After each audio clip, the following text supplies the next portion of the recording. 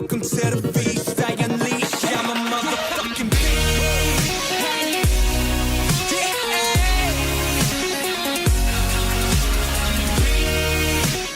What's up YouTube? So today I'm going to be recording my Q&A for you guys that I just posted about 2 days ago, I think, and I got a lot of really great questions.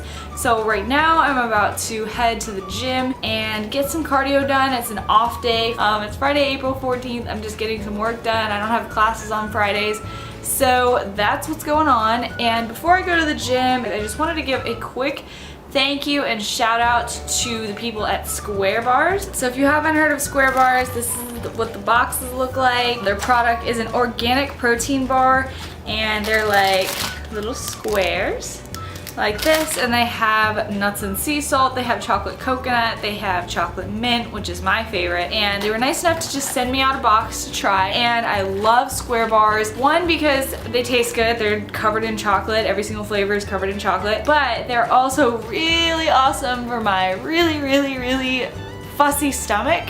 So I'm like slightly lactose intolerant, and I'm also slightly gluten intolerant. I just get really bad gas when I have those things, and really bad bloating. They're no gluten, they're no dairy, they're certified organic, so they're super easy on your stomach. So thank you, Square Bars. And they gave me a code. I don't earn commission off of it or anything. They just gave it to me. It's never ending. You can use it for however long you want for the rest of your life.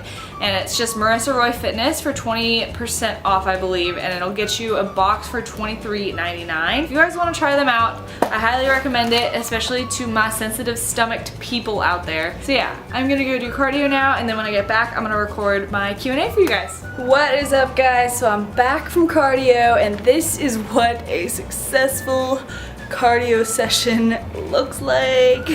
My face was like 10 times redder than this when I finished. So I did 20 minutes of intervals, HIIT intervals on the Stairmaster, and I did 1 minute and 30 seconds moderate to slow pace, and 30 seconds all out as fast as you can go. I did that for a total of 10 intervals, which adds up to 20 minutes, and then I did 10 minutes of just low intensity steady state after to cool off and catch up on some texts and emails. What I'm showing you guys now is my staple post-workout meal. So this is 6 ounces of potatoes, it is 3 ounces of grilled chicken, and 100 grams of roasted Brussels sprouts. And so how I do this, I always have these ingredients like pre-made. So here's my prepped chicken. I bought 2 of the big breasts things words talking and I baked it all. I do 375 for 20 minutes, and then here is the Brussels sprouts. I have this recipe on my meal prep video, but 400 for 33 minutes, and I just kind of found 33 to be the sweet spot in between 30 and 35, which is the recommended time. And then potatoes, I just buy these little packs of pre-wrapped potatoes that I just throw in the oven, and they give you the seasoning for it, and then I put those in a Tupperware, and that's how I make it really fast after my workout, so I'm not missing the anabolic window. And then I want to show you guys my fridge. I've done this before in a video, but it's so crucial that I need to put it in again. So I have all that stuff in my fridge, and then this is the rest of my fridge, guys. Like, this is my shelf. What I have here is my cauliflower, and yes, it's purple. I don't know why, but it's purple cauliflower. For my cream of wheat in the morning, I have 2 things of egg whites. Usually I'll have a couple more from Costco. Another thing of potatoes. This is sliced turkey that I made in bulk, rice in bulk, and then that's sweet potatoes in bulk. And then I have strawberries for some antioxidants and vitamins, and then eggs always on hand. And then here I just have all the seasonings in the world and all the sauces. Reduced sugar ketchup is the GOAT for 1 carb. Condiments, it's just 1 carb for a serving, so I don't even track it because I don't use that much. And then my diet soda for chasing apple cider vinegar, and then cashew milk for my coffee. And I've showed you guys that recipe before, but I really just think it's so crucial to have stuff like this prepared in bulk in your fridge, and that is honestly my key to success and not falling off track, is having everything ready so you can just throw together a meal like this, and it's quick, it's easy, and you can't fall off track that way. So That's my nutritional tip of the day. Welcome to part 1 of this Q&A. I got a lot of really good questions, so I'm going to answer every single one of them, and I'm so excited to give you guys some answers. If you guys like content like this, if you like me interacting with you through Instagram and answering your questions here on YouTube, then make sure to give this video a thumbs up right now so I know that you enjoyed that kind of content and so that I do it more often for you guys. First question. We're going to start from the top. We're gonna go down. I got a lot of really good questions and I'm so excited to answer them. Okay, so Christy Lynn Fit was the first one, and she asked, what's your biggest success to date? What's your most embarrassing story? And what's your favorite color? Well, simple answer for favorite color, my favorite color is orange. My biggest success to date has probably got to be a collective success of starting my online coaching business, which was kind of like a leap of faith. It wasn't a success in itself. It took a year to develop. I think that's what makes it the most rewarding for me, was the fact that I have helped so many people change their lives over the course of just a little bit over a year now, just by email. And I think that is so cool. Okay, so I've been sitting here thinking about what my most embarrassing story could be. I have no clue, but I'll tell you something really embarrassing, pretty annoying that I do on a regular basis. I will take out my meal prep either in class or between classes, and I'll be like in a silent library, and I'll just whip out my pink Himalayan salt and go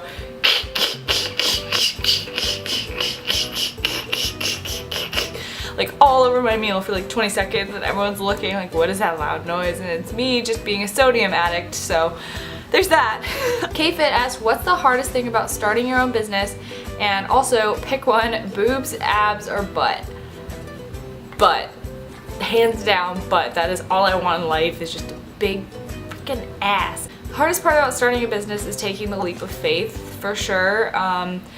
But that's what gets you where you want to go. So, I mean, for me, putting up my website a year and a month ago was probably the scariest thing I've ever done, because I had made the website all myself and I was really self-conscious and I was not really in a confident place in my life. And then putting it out there on Facebook and Instagram and showing everyone, hey, this is my website, was really scary. What I soon realized was that nothing was ever gonna happen for me if I didn't take that leap of faith, and I still live by that. Every single day I try to do something that scares me, that makes me uncomfortable, because nothing good comes out of staying where you are and not trying anything new. Rob Lipset did a TED Talk on doing things that scare you, and I'm gonna link that in the description box below, because that video really just spoke to me, and it was actually recently when I watched it, but every now and then you really just need that reminder to do something that scares you, do something that gives you those butterflies that you feel when you're like at the top of a drop tower or roller coaster. Like, you need to feel that way in order to grow. So that's probably the scariest part, or the hardest part about starting a business. The only other thing would probably be being 19 going on 20 and not having people take you very seriously because you're young, but that honestly hasn't happened too much for me, because I think I present myself in a pretty well-educated way that people trust my word. Next, Rin Olivia asked, every muscle group people say to give rest days, glutes, back, arms, but yet everyone says to do abs every day. Can you explain? Well, I haven't heard of anyone saying that you should train abs every day, so I think you're listening to the wrong everyone. You should train different muscle groups or body parts on different days of the week so that they have time to recover and they have time to grow. Your abs are not an exception. They need rest and recovery just like every other muscle group does. The thing about abs is that a lot of people don't do very many weighted exercises for abs, so when you're introducing weight and resistance to a muscle group, the recovery time it takes for it to repair is going to be a lot longer than if you're just doing body weight exercises.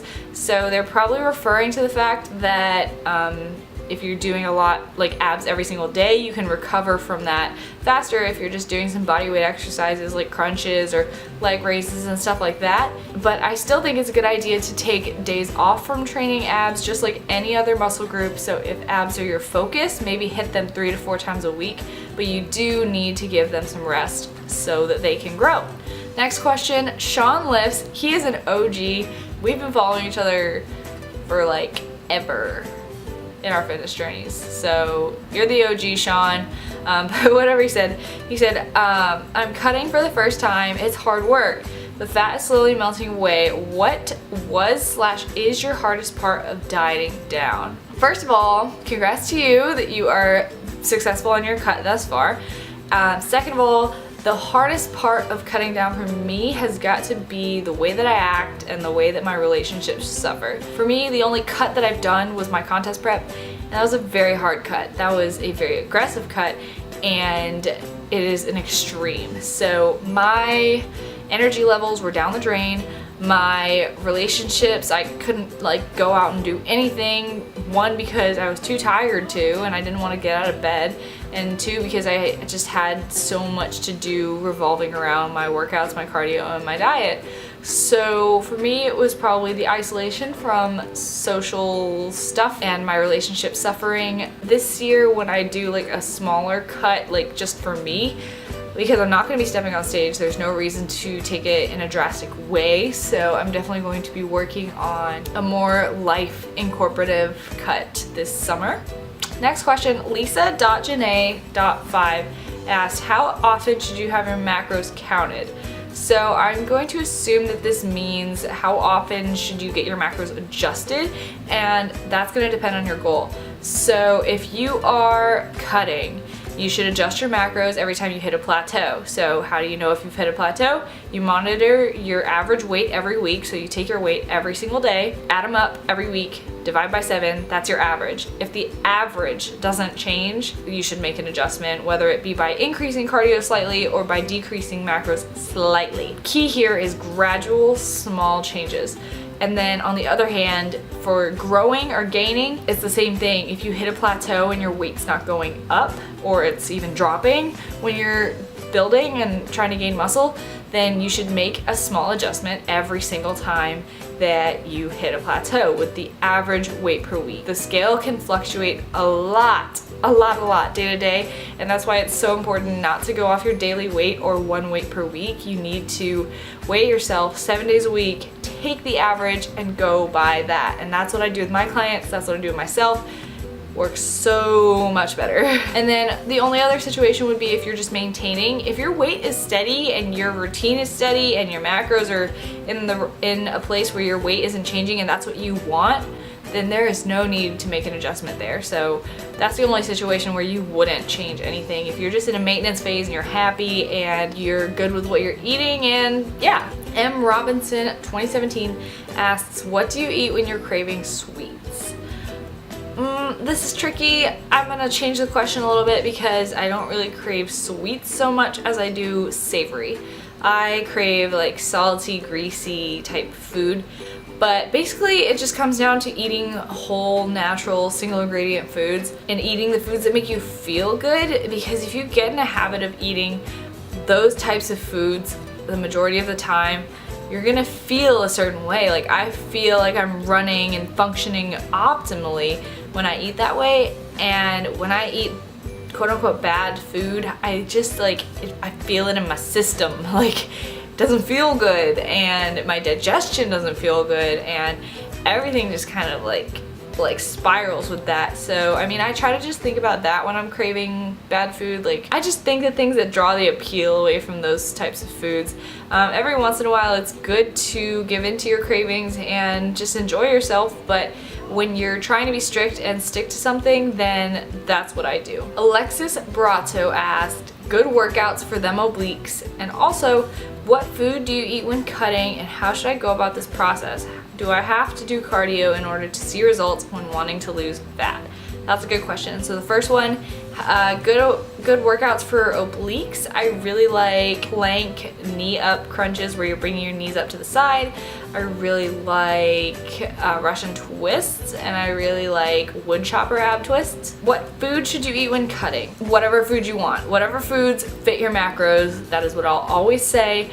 But it is best when you are cutting and you have less food to work with, less macros to work with, to get the best bang for your buck, which means less calorie dense foods. So typically your fruits, your vegetables, and your whole grains are going to be the most food volume, like the amount of food that you can eat for the amount of calories that you get. So that's what I mean by bang for your buck.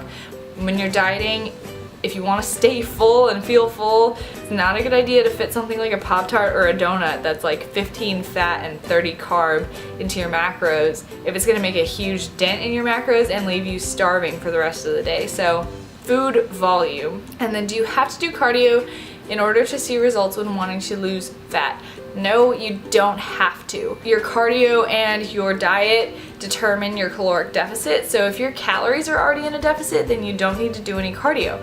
But if you want to eat more and do more cardio and lose fat that way, then you can do that as well. But it's all about the total energy balance. So both your cardio and your calories together make for that energy balance, as well as like your training and your BMR and your daily activity outside of training. So all of those things factored together to determine whether you're in a deficit or not. So make sure you're looking at all of those factors to see where you are. And the answer is no, you don't have to do cardio, but it definitely can help if you don't want to drop your calories too low. So that was probably a really long video. So thank you guys so much for watching part 1 of this Q&A.